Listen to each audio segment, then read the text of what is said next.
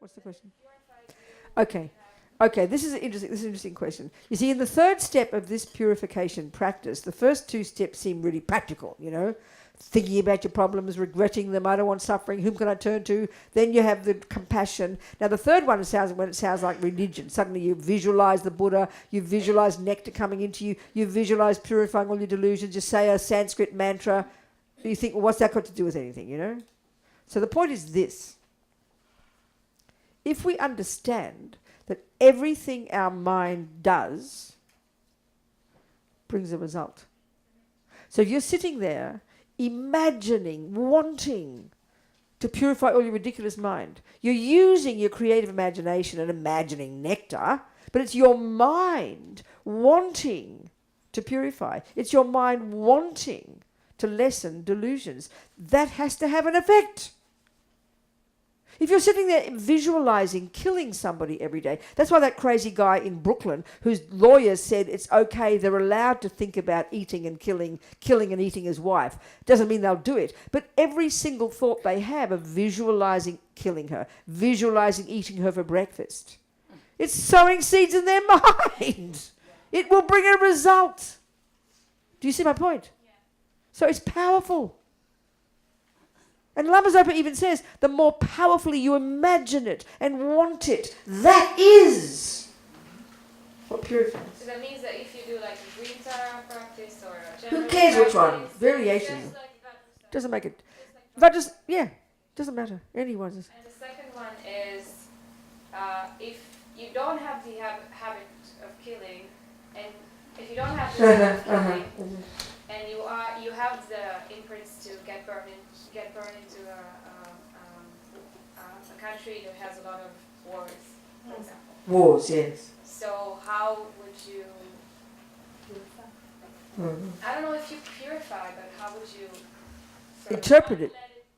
Oh, okay. So then one of the environmental results, I think, of killing is that you're born in an environment where killing happens. That's due to your own past action. But there you're born with a wish not to kill. Well, that's marvelous. So, then you realize it's just your purification. Every time you see garbage and anger. So one of the ways, stop.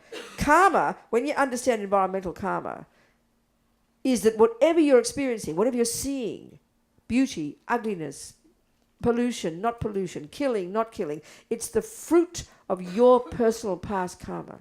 So when you know that you're having that and you don't wish to kill, then it's an incredible opportunity for you every second to go, oh my God, look at this suffering. Look at what they're doing to themselves. So you learn about it yourself and reiterate your wish never to kill. And then second, you have compassion. So it's a great way to continue to practice. Do you see? Yes. And by having it and interpreting it correctly, you're purifying it. So just looking at it as a tool for compassion. And first, wisdom. Yeah. So, this is an interesting point. Wisdom wing, compassion wing. The wisdom wing is about us. The wisdom wing practice is all about learning about our own mind, about our own karma, and everything we do in the world from the wisdom wing, everything we see in the world from the wisdom wing point of view is an opportunity to learn about that. So I like to think of it this way. So like I keep saying, I read all my newspapers and magazines and everything. I learn about the world. It's like rich grist for our mill. So there's two approaches. The wisdom wing point of view, whenever I read the papers, read about Mr. Trump, read these crazy people, read about the terror, whatever.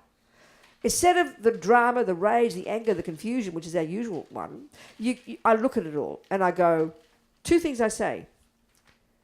I recognize that. The other one is, thank you for showing me how not to be. That means you use this violence that's right in front of you due to your past killing. You use it to help you reiterate your wish to never kill again. To, oh my God, look at this. This is the result of past killing of mine, and look how suffering it is. I don't want this again. So it strengthens. It's like if you're learning acupuncture and you walk down the streets, you can't help but look at every person and do the analysis of their health, isn't it? Would you understand that? Do you get my point? You want to see sick people because it's helping you realize, oh my God, look at this. That's because of this, that's because of that, and the liver this. You don't just go, oh, this is shocking, I hate it. You learn from it. That's the wisdom wing. And then the other one is the compassion. if you want to apply the compassion wing, every time you see the crazy world, you think of the people who are doing this, believing they're doing something good. Oh my God, these poor people don't realize. Do you understand? Yes, but I think you have to have a certain amount of distance. No, darling, it depends on where you're at. If you're not ready for that, you had better leave Israel. I'm sorry. Again, it's the same as the sugar or the alcohol. If you can't cope with it, you'd better leave Israel.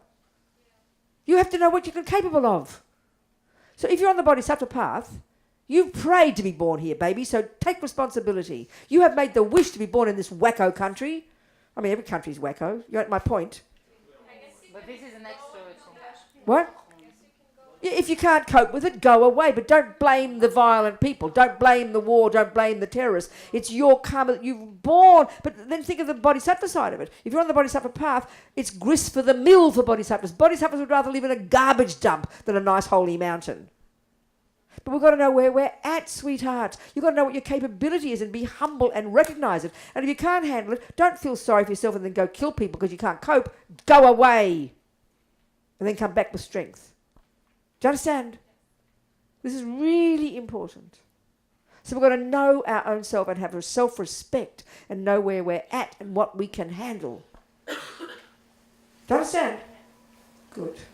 Oh, somebody else had a hand up here. Yes, darling. I just wanted to go back to, I don't know your name, the one with the sugar problem. We all have the sugar problem. But the question of mine is that sugar, eating it too much is self-destructive, right? Yeah. And we're taking it out on ourselves. That's right. Okay. So what was it in if it can be explained like this, that in a previous life, the karma that led us to be like this? Oh, it's attachment for a start, but then food that harms us, that's killing karma. That's killing karma, yeah. Listen, let me just explain. Warren Buffett, you know that mega-rich American businessman, he just touches money and it multiplies. You know, he's incredible. He's hilarious. He's like 80-something, 87 now. I read his biography years ago. His daughter said, I've never seen water pass his lips. Since he is a boy, his diet exclusively every day of his life. Cheeseburgers, flavoured Coca-Cola, vanilla ice cream. Now he's 87 and he's as fit as a fiddle. So it's not sugar that's the problem. It is not food that's the problem. It's our past killing karma that causes food to be an obstacle for us. That's the karma of it. It's called the experience. There's two. Okay, he is 87. That means he's got the experience similar to the cause karma of past not killing, so he's still alive. And second, he's got the environmental karma of not killing, that he's fat and healthy, and whatever he puts in his mouth nourishes him. That's the point. So it's killing karma. Why food harms us? It's killing karma, darling. That's the Buddhist answer. And attachment is the problem. It keeps it going, you know. Do you get my point? If food harms us, that's the environmental result of killing. So is living in a bad area. These are the environmental result of killing. Attachment to food is just attachment. Do you understand? That's the Buddhist answer. Yeah. Is there a connection between the one that kills to the one who kills to the next? What, darling? What? Is there any connection between the one that harms people at this life to the next connection? Yeah. What? Is there Sorry, any- darling. Is there any connection between the guy that kills and the victim at the next life? Will they meet What do you mean again? about... What do you think? Okay, hey. Shh. Will they meet Honey, have you... Based on what you're hearing, you can answer that question easily. What do you think? Sure. What do you think? What do you think based on what you've heard? There you go. What, you're not sure? No. So you don't accept karma then? You don't understand karma? accept Well, then karma's a natural law. And nothing, so listen carefully. Karma's a natural law. It's very personal and it can't be random. So it's personal. So it's obviously personal. Oh my God, if it's not personal, that means a person you've killed 47 times will come and love you. I don't think so. And that it means a person you've never killed will come and kill you. That means it's random. That means you put an apple seed and get a pear tree. I don't think so. Karma's, it's incredibly subtle and nuanced at very subtle levels, like that ant at that moment, whatever. But in general, you meet people, that's karma, honey. God. What they do to you is not just, otherwise it's random. Therefore, there's no law. Karma's very personal, darling. That's why we've got to clean it up this life. Just leaving them is not enough. You've got to clean your mind up and love them to death. And when you meet them again, you'll love them. Do you understand? Who else? What else? What else, people? Questions? Did purification make sense? Well, you weren't happy with something, or did we get it answered? We did. You happy, relatively? Okay, good. Good. So I want to go on, darling. Yeah. The purification. Yeah. Exactly. How does it help? So obviously it didn't make. So it didn't make any sense then. What I said. No, it made a lot. You just said, "How does it help?" It can't make sense if you don't know how it helps. Yeah, but will it help next life? Well, what would be the purpose of it if it's not for next life? Next life, try and just think of next life like tomorrow. What you do today, does it affect tomorrow? The piano you play today, does it help bring result tomorrow? The food you eat today, does it bring result tomorrow? Well, tomorrow is just another life. Whether it's in this body or another one, it's not important because it's the continuity of consciousness. So try to get used to that concept. Do you understand my point? You understand? Because whatever you've done, it happens to you in this life, is only from the past lives. Right. There is nothing else, you know. So karma always right in the next life? Yeah, most of everything we experience in this life, almost everything we've experienced in this life was already planned and programmed before we even stopped breathing in the past life. Set up for it. The seed you planted 20 years ago will ripen now, not the day later. Isn't it? There's a delay between the fruit and the seed. And some seeds take a long time. We can have karmic ripen that's 1,000 lives old, you know. Millions even, Lama Zopa says. Do you understand? So karmic, environmental karma can take countless lives to manifest. So it's quite subtle, actually. Do you understand? Yeah. What else, people? Yeah. What about the all-pervasive suffering? Okay, yes, all pervasive suffering. Okay, there's 3 levels of suffering. In-your-face suffering, suffering of change, all pervasive suffering. So the only way I can use the analogy is this.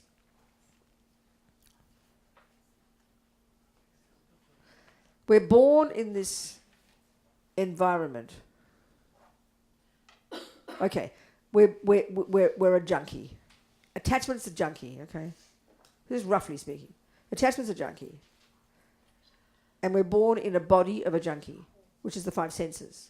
So the junkie craves satisfaction, craves objects, which is the universe we occupy. So the universe we live in is heroin. We're born in a universe made of heroin, with a mind of a heroin junkie in a body that craves junk. You kind of get my point? So the first kind of suffering is when you don't get the junk. It's like a nightmare. The second kind is when you get the junk. And the third one is you've got no choice but to ingest the junk to keep surviving. Like you're locked into it by the very nature of the conditions that we're born in, you know. So the first solution to the first kind of suffering is junior school. Stop harming others. That means bad things will stop happening to you. And you won't get lower realms. The solution to the second kind of suffering, the suffering of change, is give up attachment. The solution to the third kind of suffering is stop being reborn at all, realize emptiness. Do you understand? Yeah. Make sense? That's okay, good. Okay. Okay. So we've got a bit of time left. So what's the way to make the most of it? Huh? What, sweetheart? Purification practice. No, I just talked to you about it. It's enough. Think about it. You do it yourself. No, I'm not going to lead you through it. It's okay. I'll talk to you about it. But I mean, it's in these notes that you've got on your PDF. And maybe even you can translate some of these things into Hebrew. It'd be very nice for people. Karma, you know. Very good. Okay, so then let's think. We could talk more about emptiness, or we talk more about other things? You got any questions about emptiness? Emptiness. Did it make sense to you, some of the things we talked about? Everything we're discussing here, karma and the mind leads us to emptiness. By understanding karma, we're understanding cause and effect. Cause and effect is the first example of dependent arising. And as Lama Yeshe puts it, paraphrasing Tsongkhapa, dependent arising is the king of logics to prove emptiness. So by thinking about karma, it helps us lessen ego grasping. lessen the self-pity me, lessen it's not fair, it shouldn't happen to me, I'm an innocent victim. That's the way ego thinks. So by just thinking about karma, reinterpreting your life, that it's the fruit of actions done in your mind in the past, lessens ego grasping, because it lessens self-pity, it lessens attachment, it lessens anger, and that's profound. That's already helping you understand emptiness. The second one, go to high school, learn about the mind, get concentration, and then learn about the mind, learn Buddha's model of the mind. And when we start to understand how all these delusions, all the voices of ego are disturbed, exaggerating elaborations. They're distorting reality. They're not true. The delusions in our mind cause things, as Lama Zopa says, to appear back to us in a way that isn't accurate. That's how they cause suffering. And that aspect is that understanding that about attachment and the other delusions helps us then understanding how ego grasping, the root delusion, functions in being the biggest liar of all. So what Buddha's saying in general is that these neuroses in our mind, which we in our culture think are normal, he says they're serious mental illnesses. They are the cause of all suffering, all realms, all samsara since eternity, whatever. And he has discovered through his own amazing mind, with his own incredible techniques coming from these amazing Indians, that these delusions are not at the core of our being. They say that they're adventitious. It means they're not integral to who we are. And this is really an astonishing, radical psychological concept that really does not exist in our psychology, which is why it's so shocking to hear it. And to really hear it, not as religion but as practical, is very encouraging.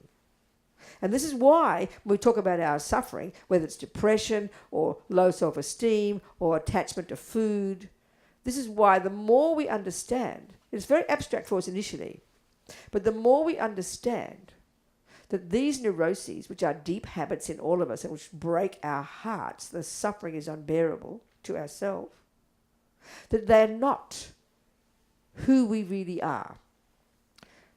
But the tragedy is of having ego grasping, which is the root delusion, that causes us to somehow believe they're set in stone. And that's the tragedy.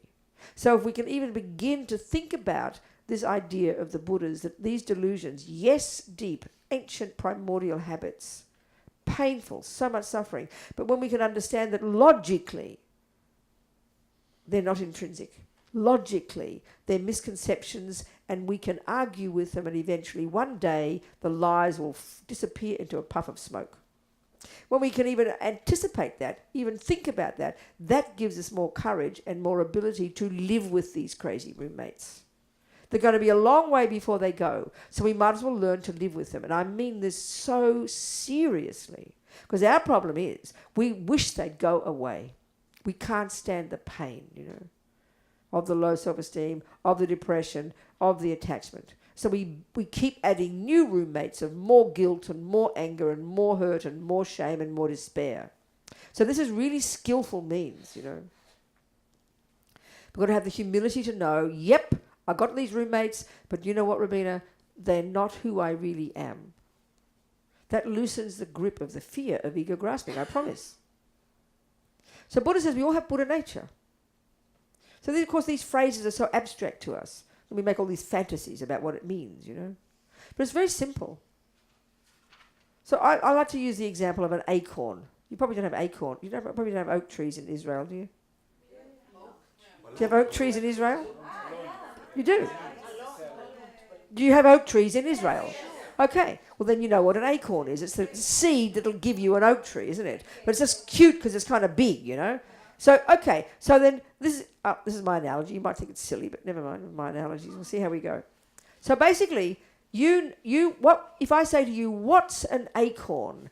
What's your simple answer? A seed of a tree. Thank you. A fruit. Whatever you like. Okay, it's a seed that if you put it... So okay, now first of all, again, use a simple example. If we've never heard of botany, and you just know about an acorn and you see that squirrels eat it, well, you assume it's squirrel's breakfast, don't you? And then one day someone says, points to an oak tree and says, if you put that in the ground, it'll turn into that. You go, who are you trying to kid? That's squirrel's breakfast. Get my point?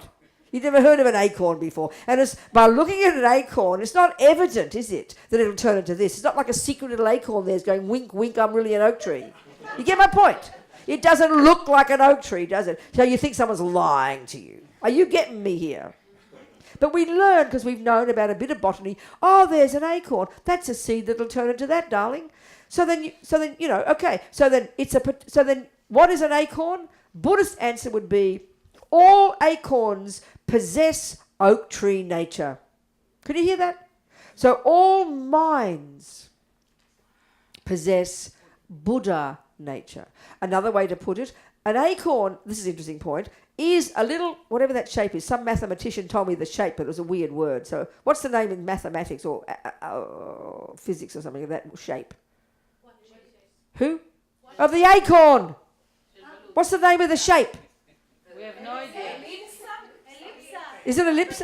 Never mind, who knows? But whatever that shape is, okay? So you see an acorn, and on face value, it's this little oval thing with a little hat on it, isn't it? Yeah. You get my point? On face value, isn't it? That's what it is, and you can't say it's not that.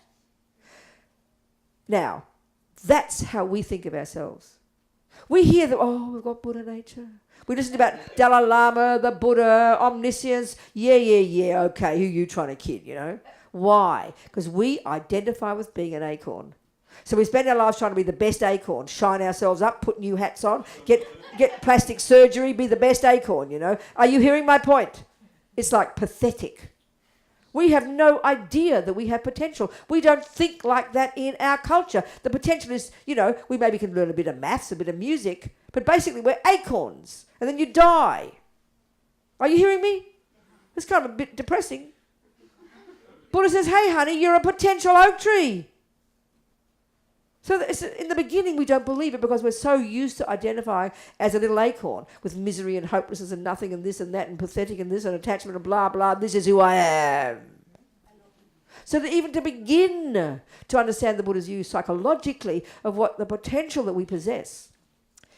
I mean, it's like if you like tennis and you go to see Federer. You don't have any Israeli tennis players, do you? Oh, but not Federer style, okay? But let's say you love Federer. And and you never you've not played tennis, but if you've really got potential to play tennis and you see Federer, you'll get excited. You're hopeless, you can't even do a backhand yet, but you're so inspired, you're so excited, you go, I can become like that.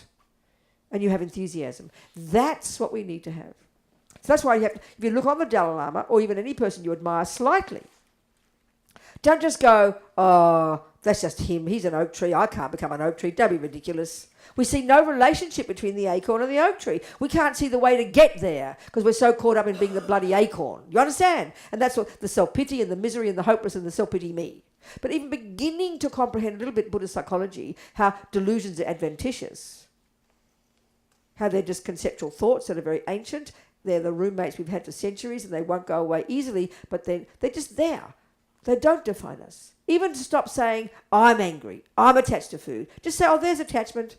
There's self-pity, that's anger, shut up anger, go away, Like Lama Zopa when he said, the person known as the Laudo Lama is about to die. That's one of the ways with emptiness is you practice thinking that way. We say, I am about to die. I am depressed. I am self-piteous. No, I can hear it, there's self-pity, there's anger, there's jealousy, there's all these roommates, all crazy. And you loosen the grip of being its I. So it's more relaxed about it. And you get more brave and you'll live with these crazies because they're not defining you. But you've got to have some intellectual confidence in that first. And we've got to be courageous to say it. And that means we will be courageous to learn to accept them and live with them. Whereas we can't bear them and wish they would go away. So we always assume we're failing. But you're not failing. You see, what we forget is, they're there now because of past practice. But every time you have a positive thought, you're sowing a new seed in the mind that will ripen in the future. But because we can still see the weeds, we get depressed. because we want the weeds to go away. We've got to learn to live with those weeds and those crazies, but put new seeds in and be patient and wait for the result. But we want it now, you see, and that's attachment. So we have to just know this intellectually. We all possess. Buddhist, and he tries to show the logic of it, you know, which takes time because it's not the view we have of the mind in our world. So that's why you've got to read the books. So that's why it's so inspiring. For example, the whole approach in Tantra, it's all psychology. There isn't anything in Buddhism that isn't about the mind. If there is, chuck it out and give it back to the Buddha. He can keep his rubbish. Seriously. It's all psychology. It's all about the mind. So why those meditations and those practices are so uplifting. Because in the first stages of practice, it's sort of like you're dealing with the weeds. You've got to wade knee deep in the junk. It's necessary to recognize the problem. But then you lessen those and you start to grow the compassion and the wisdom. You then are able to actually do the tantric practices. And it is psychology. Of course, it's arcane psychology. It's not how we think of psychology. So you visualize this, you know, this image that's come from India that is said to represent compassion, for example. So you buy into that. Okay, that represents compassion. And that sound, Om Mani Padme Hum, is a Sanskrit sound that represents compassion. It's a foreign language, but you buy into it. We can all do that. So then they say these practices are, you're bringing the end into the present. So it's like if you're trying to use what we call, you know, positive psychology. You imagine you're like Federer. You hold the racket like Federer. You see the picture. You replicate what he's doing. You're acting like Federer. It's a fantasy in a way, but it's creating the cause to become it. So every time you think of Chen Raising and you think the light comes and purifies you and you think you're this radiant being and you absorb the Buddha into you and you manifest and you say, I have become the Buddha. I am the Buddha. It's not fantasy. It's training your mind to become it. So it's very uplifting, very positive, you know, very optimistic. These practices are astonishing. Really, I recommend you do some of these, you know. And the other one is, just finished this book of Lama Yeshe's, like I said, on Mahamudra, which is sort of similar to Dzogchen. And we get so excited hearing about these practices because they seem incredibly simple. They talk about how you get realizations really quickly, you know. But they are, but they're very delicious. And so Lama talking about the mind all the time. The whole book's about the mind. Mahamudra is meditating on the mind. So it's very encouraging. And he's saying that being able to taste the experience of the clarity of our own mind, utilizing these meditations, you can make a leap, huge leap towards your own potential. To even have a taste every now and again of your own clarity gives you courage to know that you can become that oak tree, you know. So it's hard work in the beginning when you're dealing with the junk and you're knee deep in the misery, analysing all the negative thoughts. It's exhausting. So we've got to do these other practices to lift us, you know, and know about the nature of mind, read about the yogis, get inspiration from reading the Gate Yogis. As Lama said, when he first was 23 before he left Tibet, he was young before he left Tibet, and he heard the teachings of Mahamudra for the first time. He said it was so inspiring. I realised these human beings who've all achieved enlightenment, I can do it too. This is incredibly important for us, you know. Then we get courage.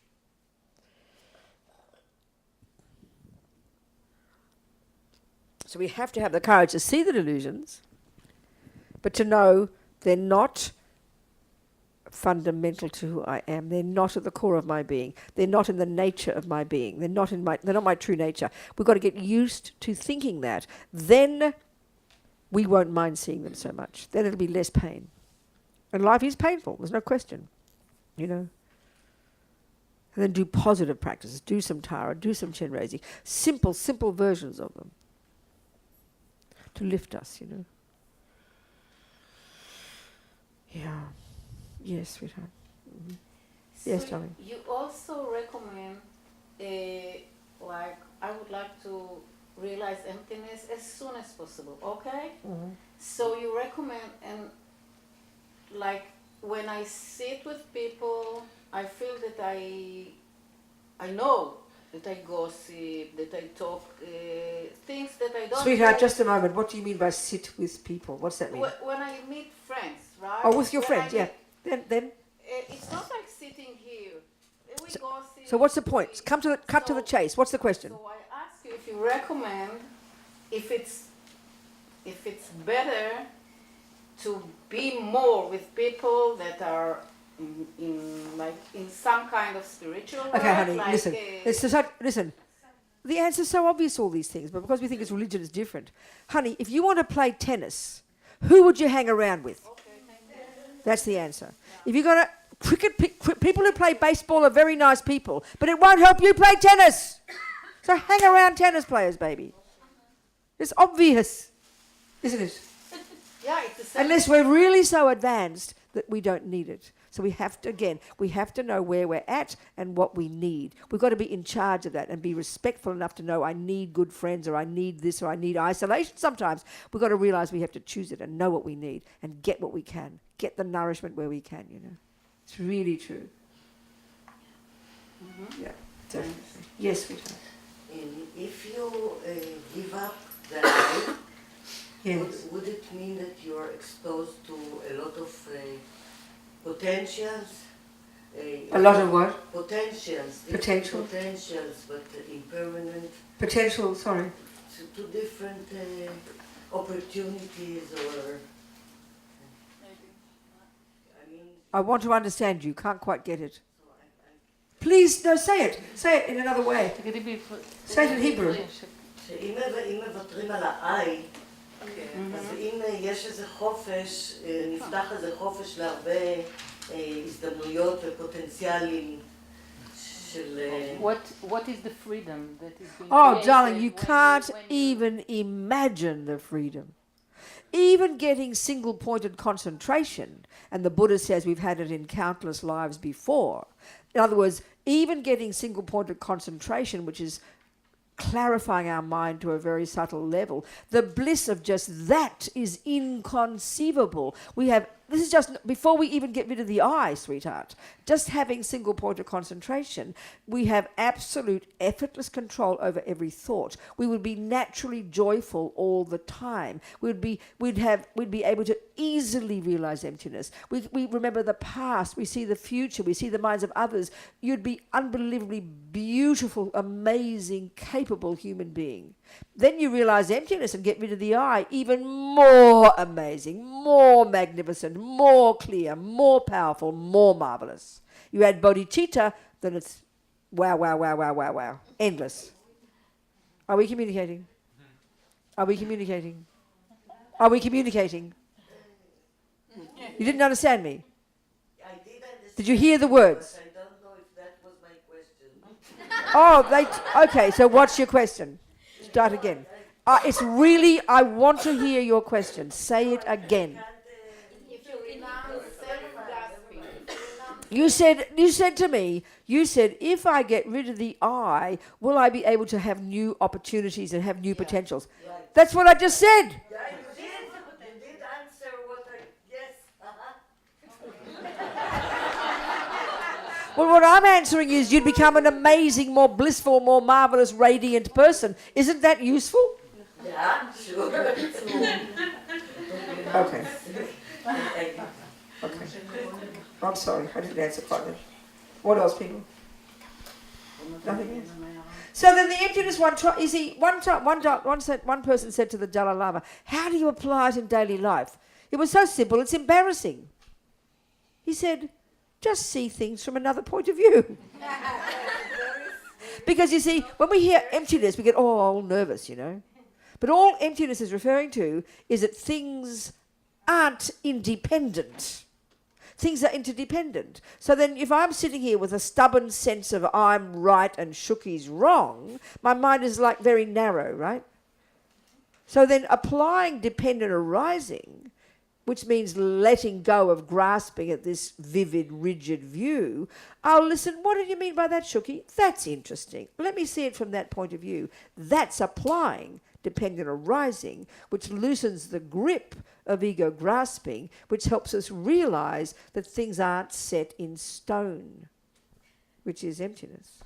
So it's not complicated. You have to hear it in a practical way, So every time you let go of your, okay, that's an interesting point. Let me see it from that point of view. That's practicing dependent arising, which is the way to realize. And saying stuck with the I is mean it's set in stone. I'm set in stone. I'm this. Nothing is this.